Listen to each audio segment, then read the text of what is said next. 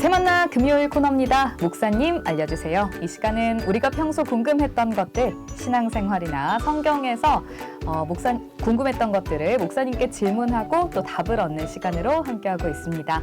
오늘도 우리의 궁금증 풀어주실 양동제일교회 곽군용 목사님과 함께합니다. 목사님 안녕하세요. 안녕하세요. 반갑습니다. 네, 목사님 잘 지내셨는지요? 예, 아주 잘 지냈습니다. 네, 목사님 날씨도 정말 좋아지고 5월이잖아요. 예. 5월을 흔히들 가정의 달이라고 하는데요. 그렇죠. 예. 네, 가정은 보통 하나님의 선물이라고 우리가 많이 표현하잖아요. 맞습니다. 네, 목사님 가정의 달을 맞이해서 예. 가족분들과 어떻게 좋은 시간들 보내셨는지요?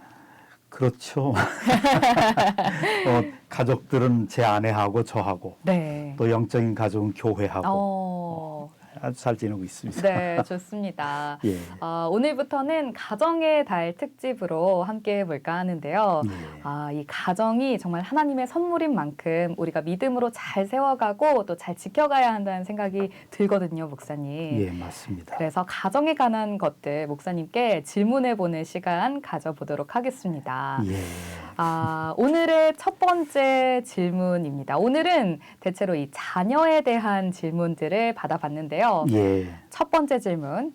아이를 낳지 않는 건 하나님의 뜻에 어긋나나요? 라는 질문이었습니다.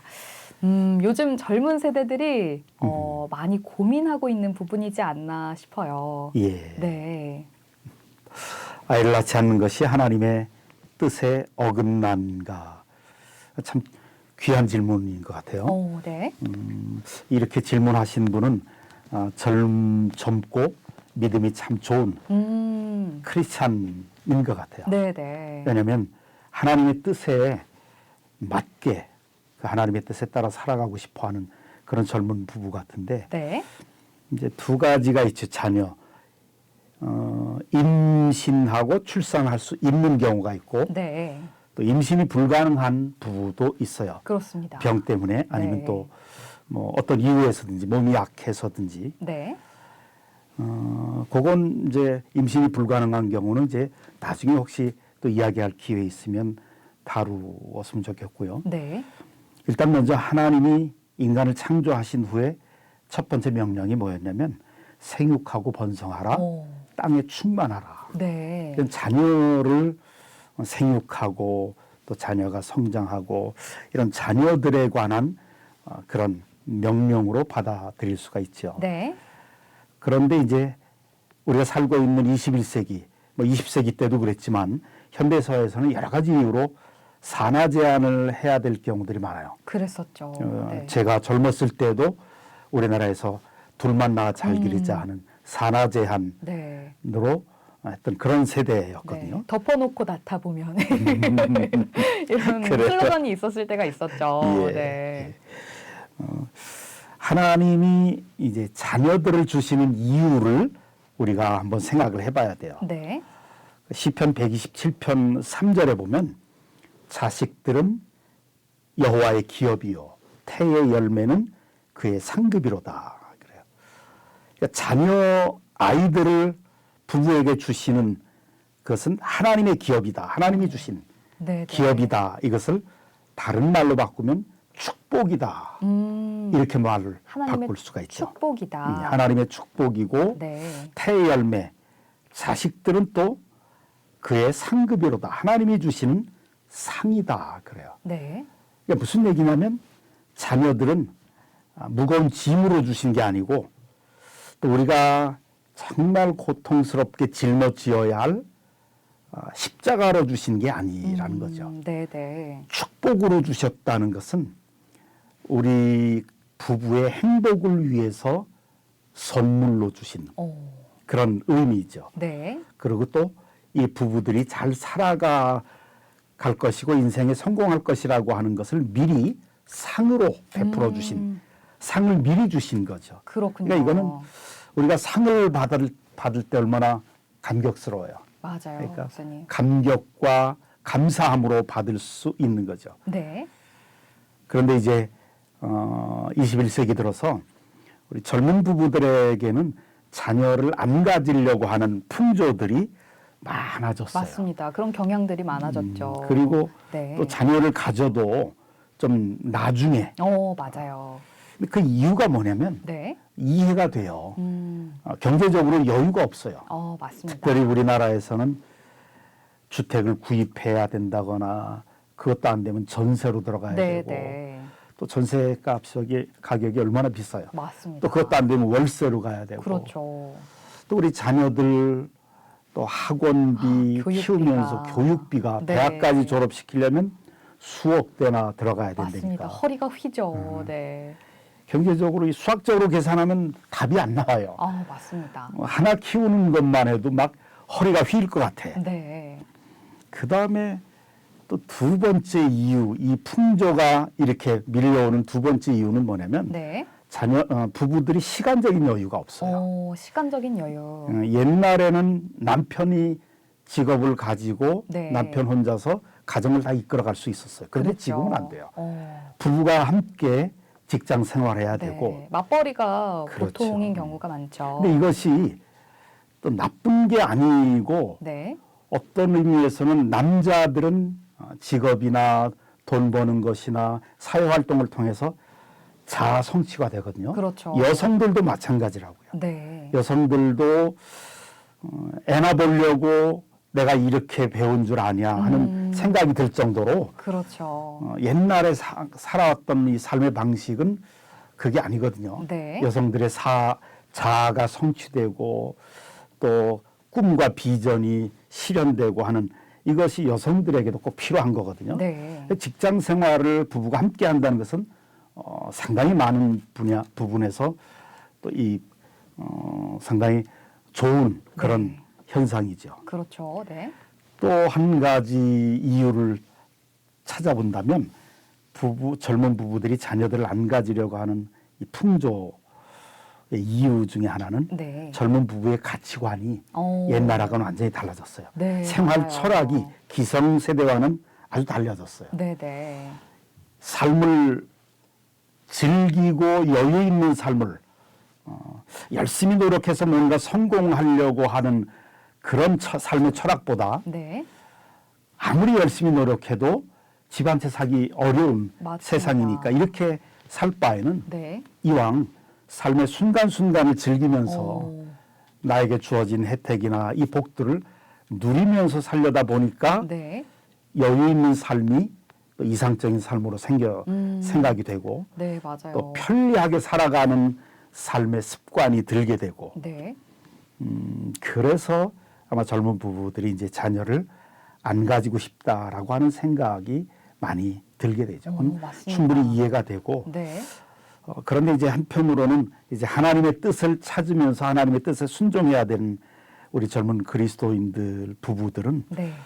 하나님이 자녀들을 왜 가정에 주시려고 했는가 그 목적 하나님은 우리의 행복을 위해서 주신 거거든요. 네.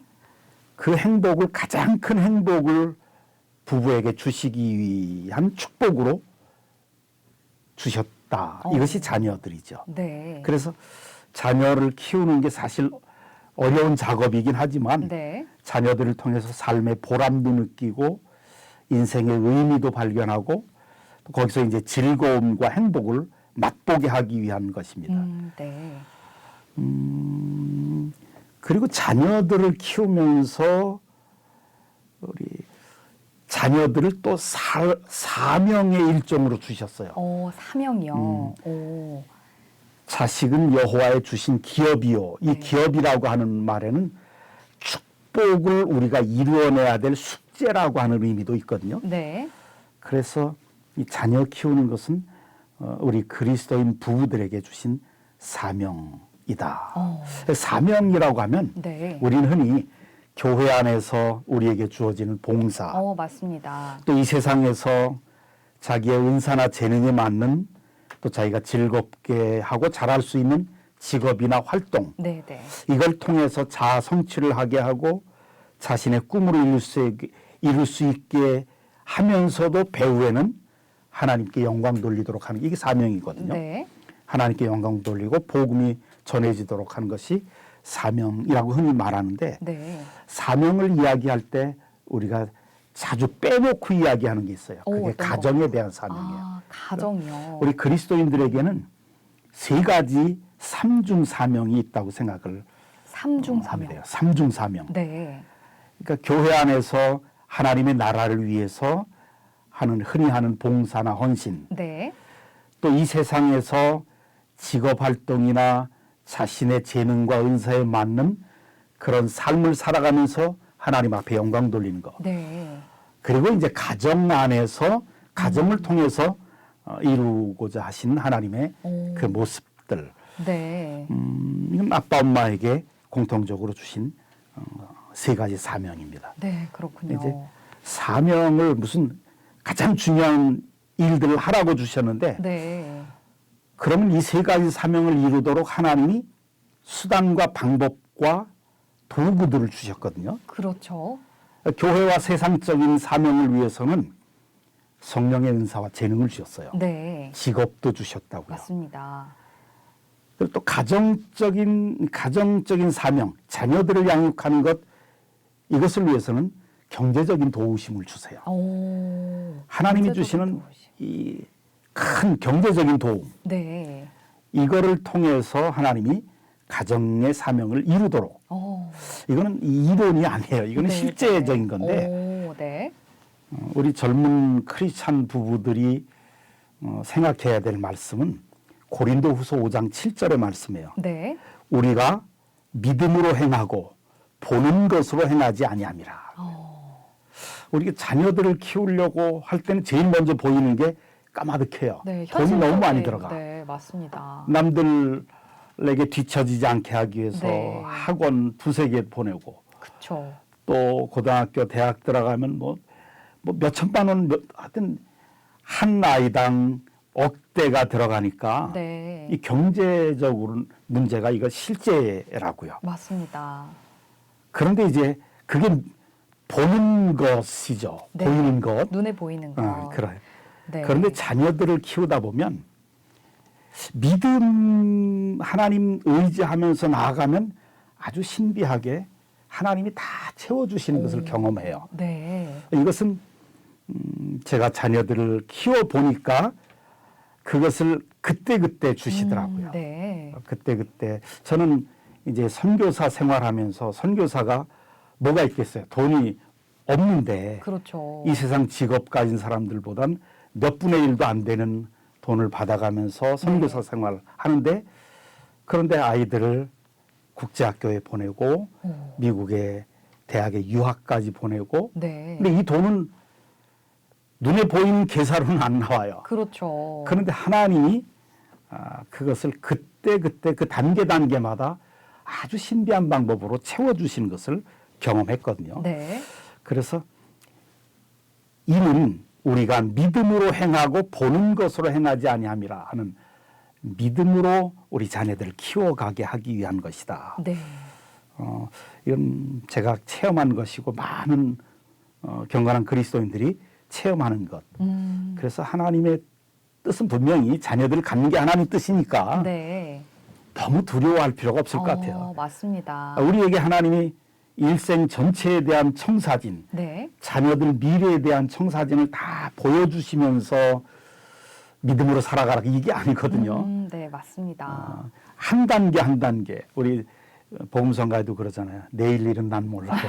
맞아요. 그러나 오늘 하루 하나님 의지하고 나가면 또 내일은 내일의 몫에 은혜가 있고 네. 도우심이 있고 맞습니다. 또 학원 보내려면 학원 보내게 하시는 또 하나님의 단계 네. 도우심이 있고 맞아요. 대학 등록금 뭐 유학 보내려면 또 유학을 보내게 하시기 위한 하나님의 또 지원도 있어요. 네, 네. 이건 지금의 계산으로는 안 되는 거예요. 맞습니다. 그러니까 믿음으로 자녀들을 키우도록 하는 것이 하나님의 그러면서 그 단계마다 순간순간마다 하나님을 의지하게 네. 하는 것 이것이 하나님의 방법인데 하나님이 반드시 채워주신다는 점이고 제가 아멘입니다. 간증할 수 있는 것은 네. 또 그것도 풍성하게 풍성하게. 겨우겨우 채워주시는 게 아니라 네. 정말 넘치도록 채워주신다는 것을 저는 살아오면서 느끼고 체험하고 경험하고 네. 제 아내와 함께 감사의 제목으로 삼고 있습니다.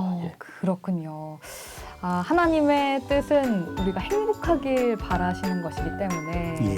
자녀를 주심도 역시 행복을 위해서 주셨고 또 자녀를 키우면서 필요한 것들 때에 맞게 또 부어주시는 은혜가 있기 때문에 맞습니다. 그것을 우리가 기억했으면 좋겠네요. 예. 목사님 오늘 여기서 보내드리고 다음 시간에 다시 모시도록 하겠습니다. 목사님 감사합니다. 감사합니다.